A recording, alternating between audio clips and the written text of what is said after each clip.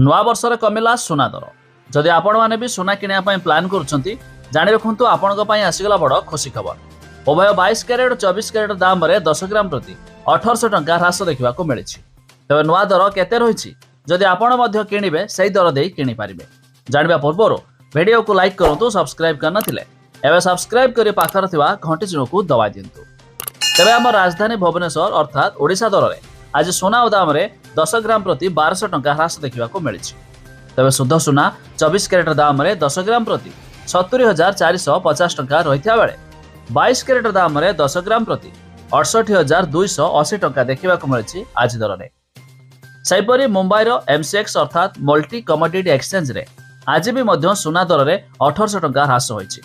ତେବେ ଶୁଦ୍ଧ ସୁନା 24 କ୍ୟାରେଟ୍ ଦାମରେ 10 ଗ୍ରାମ ପ୍ରତି 71,500 ଟଙ୍କା ରହିଥିବା ବେଳେ 22 କ୍ୟାରେଟ୍ ଦାମରେ 10 ଗ୍ରାମ ପ୍ରତି 69,750 ଟଙ୍କା ଦେଖିବାକୁ ମିଳିଛି। ଏହାଛଡ଼ା ଦିଲ୍ଲୀର ସରଫା ବଜାରରେ ଆଜି ବି ସୁନା ଦରରେ ଆଂଶିକ ମାତ୍ରାରେ ହ୍ରାସ ହୋଇଛି।